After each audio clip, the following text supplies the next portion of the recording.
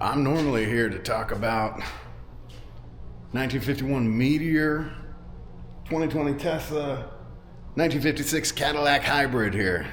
But today, I wanted to catch you guys up on something you've been asking questions about in the background. That's right, the Roadkill Econorado. Now this guy has just been hanging out. We put a fair bit of work into it, but then life got in the way as it always does, which is, it is all an improvement. Went from a two-car garage up into this shop here. This was being worked on in the two-car garage, and it was just misery. So I'm so happy to have this shop now. But the difference between then and now has been like a year and a half. I also had a baby and some other stuff happened in that time. But yeah, this is the Econorado as it sits today from Roadkill. It's killer, man. I appreciate you watching the videos, liking the videos, sharing the videos, commenting on the videos, and now there's even a hype button. So if you're watching on your phone or your computer at home, go to the comments, swipe sideways, hit hype. I know that makes no sense, but that's what you do. Go to the comments right below it on your phone, swipe it sideways, say, hype this video. You can hype like 3 of them a week or something, but that would really help. Hypes, likes, shares, comments. I'm trying to build something here, guys. And I mean, obviously, you're watching this, you appreciate it, you're on board. And I hate repeating myself, but there's some point where I'll stop saying it. But right now, I'm like, I would like to build a little faster than we've been building. All right. Well, I don't know what that was beeping at me, but we got it. I mean, like, almost just like this. As far as body and everything like that, it's just like this, as it was in the show. And I picked it up off of like a Craigslist ad or maybe a marketplace, but I saw it and I called the guy right away and I said, I want that. His asking price wasn't too crazy. I mean, crazy for this pile of junk, but not crazy for a roadkill car because I thought it was fun. So I talked to him really quick. I said, I'll come and get it. Went and got it the next day. Didn't run, drive, or do anything. It hasn't run or driven since I got it. Because the heads had, so what happened actually, it was like, you know, all the roadkill cars, when they left them sitting, they let them sit and they just sat out by the beach or something like that, and they got water in the motors and all sorts of horrible things happened to them. And that's what happened here. The valves had stuck and somebody had tried to rotate the motor over, you know, put a battery in it and tried to fire it up. And when that happened, it broke a couple of the push rods because the valves were just rusted in place. So it broke some push rods, bent them, and broke 2 lifters, like shattered one and then broke another one. So when I got it, it had those still stuck in there. I think somebody had taken the intake partway off, something. I don't remember. It was partway disassembled, and they decided for, you know, for what it was, the juice wasn't worth the squeeze. But to me, it's a Cadillac 500. I've got a few of them. It's not a big deal. So I sent out the heads. I got them remanufactured. You know, they got milled. They got new valve seats, new, I think they got guides in them. I don't remember, though. It was a while ago now that I went through that. But we got that all set up. So it's got rebuilt heads on it. The inside of the motor, I hope I have the videos of all this. I definitely took them, but I've switched computers since then. And so I'm hoping I can go back and dig them up, and we'll do a long rundown video or maybe a series on assembling this car, and you'll get like a little back in time of me working on this in the two-car garage. But these heads are on, they're milled, they're ready to go. They are just a standard CC head. If you know anything about 500 cubic inch Cadillacs, you've got this, which is like 120 cc head, or you can do a 76 cc head. Oh, I actually had a set of those rebuilt for this and then decided not to put them on here because it jumps the compression up to like 12 to 1 or something, 14 to 1. And you need to run like a race gas, 110 octane or something to even just run the motor. And while it would have been cool and it would have given us a little more power, I decided, I don't know, I'd make this so I could drive it down the road and it only cost me, 87 octane or whatever cheap fuel I want to run in it. I've got some just aftermarket Chinese headers on here. They're flipped over, and I think the other one, so that one's worked just out of the box. This one had to get some mangled welding on there. I got a Edelbrock, I don't remember the number, but it's the Edelbrock intake. It doesn't really add any power. I think the guys who run these, they go, there's nothing you can do to add power to these motors. They're like a couple hundred horsepower, a few hundred horsepower, and a ridiculous amount of torque. So that's what you get out of them, unless we do something crazy, which I'd love to do. I'd love to put a supercharger on here, or twin turbos, or something like that. Just if you watch the show, I mean, obviously you're watching this, maybe you watched all the Roadkill episodes with this in it, and you'd know that their goal was to make this thing do wheelies. And as sweet as that would be, they never got to do it. Partially because I think they did a suspension, they made a mistake in the back, which we'll rectify when I get it up on the road and hopefully be able to, you know, at least lift the front tires off the ground for a second. One of the things I always thought was cool about this is, same thing, if you watch the episode, Freiburger makes some spring shackles and welds them on, and they're literally there. Like, you can see that nastiness. It is, I mean, it's everything you expect a Roadkill car to be. Crap, but cool. You know, part of me says I have to leave it like this forever.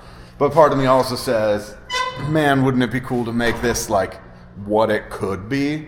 Shortened, on a nice chassis, custom built, painted, rust repaired, beautiful. I don't know, that's my long term with this car. This is one of those cars I really want to keep because I actually really like it. But you can see how nasty it is inside. It's full of parts, a bunch of stainless so I can finish the exhaust.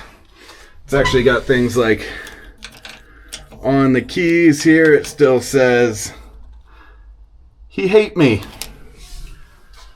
Because that was the name of it when they first got it. In the first episode before they put in the Cadillac motor was "He hates me." It's still got that giant tack.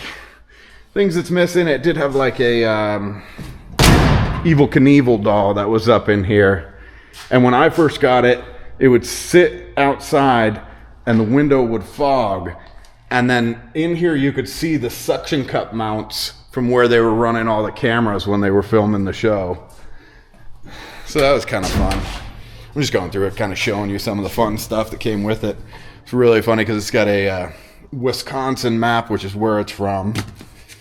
I've got Roadkill insurance and fleet registration. I've got original bill of sale from the guy who sold it to Motor Trend, and then some other paperwork in there too. I've got a carbon monoxide sensor that they were running in this because, you know, they always suffocate in all their cars. So there's a little carbon monoxide sensor that says "He hates me." It's cool. It's got all the Roadkill stickers on it. It's still just the factory caddy rear end set up in here. Well, front end. Mangled, butchered, and kind of slapped in place. But it's going to work. It's going to be fun. We'll put this tank. The tank is sitting right back in there. It sits right up in here. A little spun aluminum tank. I'm going to redo the water lines because they had just like flex line to a coupler to get it in. I'm going to put some aluminum in there and make it a little nicer. When I have a theory about why I wouldn't wheelie. So they tried it with some sticks in there, like some rods. I think that might have been the right idea, but even then they kind of haphazardly put them in. But I think the way these springs are, you can kind of see it here. The way they attach to the A-arm, they pivot side to side. I can't really move it enough right there, but you can kind of see it. They pivot before they compress.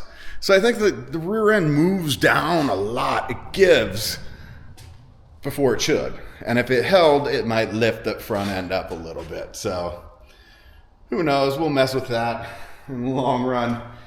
And we'll see what we can get it to do when we get it running. But it's close. The motor's all buttoned up. I have a little drill driver on there, so we've pressurized the oil. I do it every once in a while. I did it today just to make sure it's got oil up in there. It's not, going to seize or anything. But I'd love to see this thing on the road. You know, just like in one of the episode where they convert it to this, you know, they hypothesize, you know, picking up your kid from school with it. And to me, that's what it is. I mean, go to the grocery store. I want to go to Lowe's, you know, just pick up a little something and just have people go, what in the name of beep is that thing? Because that's what it is. I mean, it is a wild creation, and you might as well enjoy it. Take it out on the road, let you guys all see it in real life. Maybe a couple people could take it for a ride. Like I said, I did these exhausts, just cheap Chinese stainless. They're gonna come up, back and out, I think. They might dive back down, I don't know. The way they had it was factory exhaust manifolds routed around and then dropped down the back here. It worked, it just wasn't very exciting. So these will definitely be more exciting. Maybe I'll shoot fire out the back or something like that and make it just that little bit more special, a little bit more fun. But yeah, that's the Roadkill Econorado. I think it was worth buying. You guys let me know what you think, but to me, that's one of the cars that I'm really happy to have. I've got a few and I just dig them all, but the Roadkill stuff, I mean, it was such a fun show, you know, and it gets you to just enjoy things. Like, this is a pile, but it's cool. It's fun.